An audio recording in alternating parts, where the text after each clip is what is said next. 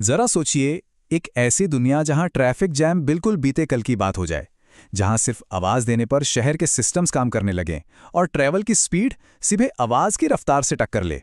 सुनकर थोड़ा sci fi movie जैसा लगता है ना? लेकिन आज हम बिल्कुल ऐसी ही एक तस्वीर का डीप डाइव करने वाले हैं। ये तस्वीर है इंडिया 2047 की, एक ऐसी सच में मॉन्यूमेंटल ट्रांसफॉर्मेशन जो भारत को अपनी आज़ादी के 100 साल पूरे होने पर एक टेक्नोलॉजिकली एडवांस्ड और फाइनेंशियली रोबस्ट डेवलप्ड नेशन बना देगी, यानी एक विकसित भारत। तो आज इस एक्सप्लेनर में हम जिन थीम्स पर बात करेंगे वो हैं: पहला, विकसित भारत का विजन; दूसरा, GIFT सिटी और स्मार्ट सिटीज; तीसरा, 6G से आने वाली डिजिटल क्रांति; चौथा, AIM और 3D अर्बन मोबिलिटी; पांचवा, हाइपरलूप यानी ट्रांसपोर्ट का भविष्य; और आखिर में बात करेंगे इस 2047 तक के सफर के बारे में। Okay, let's dive into this. विकसित भारत का विजन, ये आज़ादी के 100 साल पूरे होने पर हमारा सबसे बड़ा मैक्रो इकोनॉमिक गोल होने वाला है। तो नंबर है $30 ट्रिलियन। 30 ट्रिलियन, ये भारत की इकोनॉमी का 2047 तक का प्रोजेक्टेड GDP टारगेट है। अब यहां तक पहुंचना कोई छोटी बात नहीं है। इस मैसिव लक्ष्य को हासिल करने के लिए लगातार 8% की एनुअल ग्रोथ रेट मेंटेन करनी होगी, और इसके साथ ही एनर्जी सप्लाई को सीधा 3 गुना करना पड़ेगा, जिसमें सबसे जरूरी बात यह है कि इसमें से लगभग 2/3 एनर्जी नॉन फॉसिल फ्यूल्स यानी पूरी तरह से क्लीन और ग्रीन एनर्जी से आनी चाहिए। एंड दिस ब्रिलियंटली इलस्ट्रेट्स उन स्ट्रेटेजिक इनेबलर्स को जो इस विकास को रफ्तार देंगे। आखिर ये विशाल इकोनॉमिक ग्रोथ आएगी कहां से? देखिए, इंफ्रास्ट्रक्चर पर खर्च बढ़ाना और डिजिटल ट्रांसफॉर्मेशन को तेजी से अपनाना एक ड्यूअल इंपैक्ट क्रिएट करता है। ये दोनों कदम एक ही वक्त में हमारी फाइनेंशियल ग्रोथ को मजबूत करते हैं और साथ ही इंडस्ट्रियल डेवलपमेंट को आगे बढ़ाते हैं, जिसका सीधा सा मतलब है ईज ऑफ डूइंग बिजनेस और जॉब क्रिएशन, दोनों में जबरदस्त उछाल। अब यहां पर एक बेहद दिलचस्प सवाल सामने आता है। हम इकोनॉमी और डिजिटल वर्ल्ड की बात तो कर रहे हैं, पर क्या ये पैसा और ये स्पीड हमारी रोजमर्रा की फिजिकल जिंदगी में, यानी हमारे ट्रांसपोर्ट और शहरों के आकार में भी दिखेगी? पैसे का आना एक बात है, पर उससे फिजिकल रियलिटी कैसे बदलेगी, ये सोचना जरूरी है।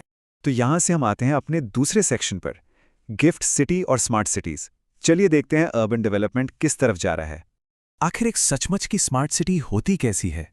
इसका एक ground level proven pilot project है गिफ्ट सिटी।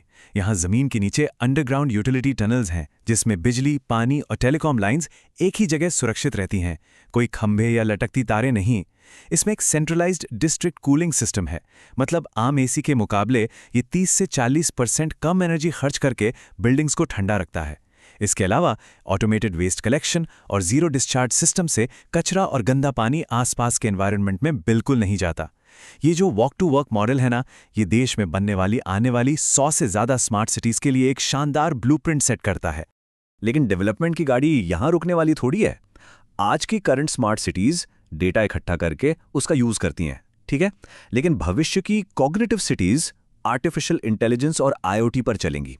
एक cognitive city actually digital twins यानी अपने खुद के वर्चुअल क्लोन्स का इस्तेमाल करके पहले से यह प्रेडिक्ट कर सकती है कि कहां पानी का पाइप लीक हो सकता है या किस सिग्नल पर ट्रैफिक जैम लगने वाला है।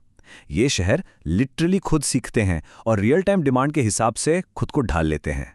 और इन कॉग्निटिव सिटीज को चलाने के लिए जिस बैकबोन की जरूरत होगी, वो है हमारा अगला सेक्शन, 6G से डिजिटल क्रांति। देखिए, भारत 6G के लिए अब किसी और देश का इंतजार नहीं कर रहा, बल्कि इस डिजिटल क्रांति को खुद लीड कर रहा है। अगर टाइमलाइन देखें तो मार्च 2023 में ही भारत 6G विजन डॉक्यूमेंट सामने लाया गया था। फाइनेंशियल ईयर 23-24 आते आते देश भर के एकेडमिक इंस्टीट्यूशंस में लगभग 100 5G लैब शुरू की गईं, ताकि नेक्स्ट लेवल की रिसर्च अभी से ग्राउंड अप शुरू हो सके। जुलाई 2025 तक भारत 6G अलायंस में 80 से ज्यादा मेंबर्स जुड़ने की उम्मीद है, और टारगेट बिल्कुल क्लियर है, 2030 तक 6G टेक्नोलॉजी को पूरी तरह से ग्राउंड पर डिप्लॉय कर देना। तो इस 6G रेवोल्यूशन का इकोनॉमिक इम्पैक्ट कितना बड़ा होगा?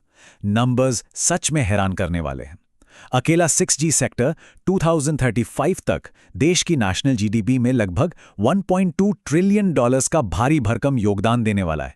और सिर्फ यही नहीं, इस दौरान देश ने एक बहुत महत्वाकांक्षी लक्ष्य भी रखा है, पूरी दुनिया के 10% 6G पेटेंट्स पर अपना कब्जा जमाना।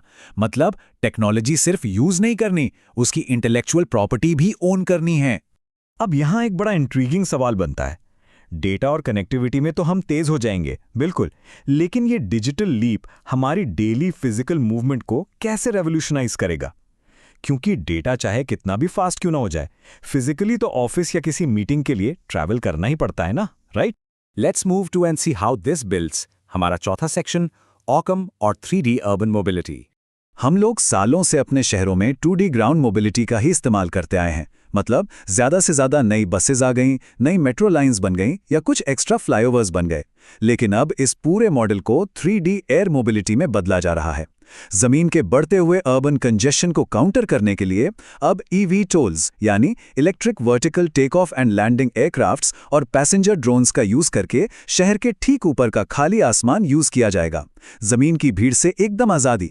सुनने में कितना आसान लगता है ना, लेकिन हवा में उड़ने वाली इन फ्लाइंग टैक्सीज को सच में सेफ और प्रैक्टिकल बनाने के लिए कुछ जरूरी स्टेप्स को क्रॉस करना पड़ेगा। पहला स्टेप है वर्टीपोर्ट्स का कंस्ट्रक्शन, जहां से ये हवाई गाड़ियां सीमलेसली टेक ऑफ और लैंड कर सकें।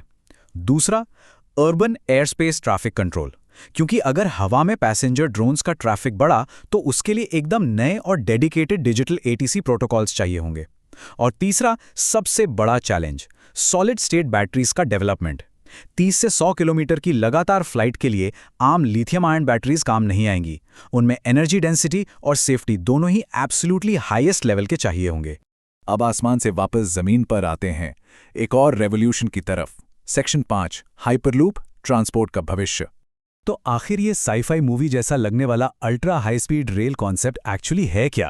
देखिए, हाइपरलूप में पैसेंजर्स या कार्गो को एक खास पॉड में बिठाकर एक वैक्यूम ट्यूब के अंदर मैग्नेटिक लेविटेशन की मदद से ट्रैवल करवाया जाता है।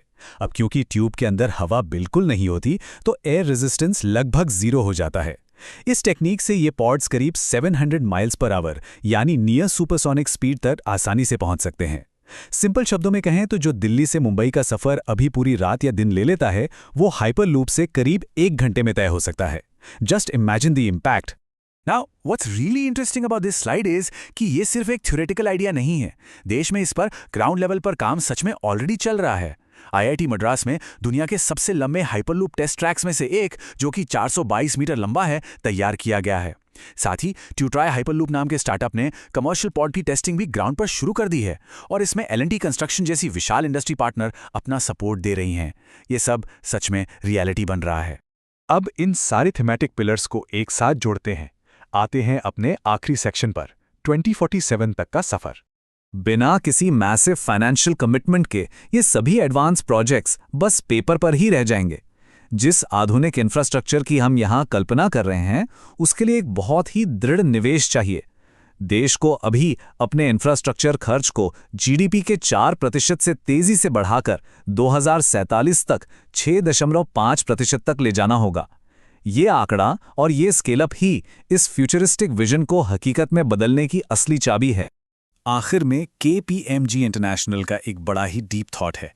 टेक्नोलॉजी सिर्फ एक जरिया है, अपने आप में कोई आखिरी मंजिल नहीं। असली मकसद तो क्वालिटी ऑफ लाइफ को इम्प्रूव करना है। चाहे वो $30 ट्रिलियन की इकोनॉमी बनाना हो, 6G की सुपर फास्ट कनेक्टिविटी हो या हाइपरलूप की तेज रफ्तार। विकसित भारत 2047 का सबसे बड़ा लक्ष्य यही है कि आम इंसान की रोजमर्रा की जिंदगी आसान और सुरक्षित हो। लेकिन इस सबके बीच एक सवाल जरूर उठता है, क्या हमारा समाज और हमारी सोच इस एक्सपोनेंशियल हाईटेक विकास के साथ चलने के लिए पूरी तरह तैयार है? क्या हम टेक्नोलॉजी को अपनाते हुए अपना ह्यूमन कनेक्ट बचा पाएंगे? इस पर जरूर सोचिएगा। मिलते हैं अगले एक्सप्लेनर में।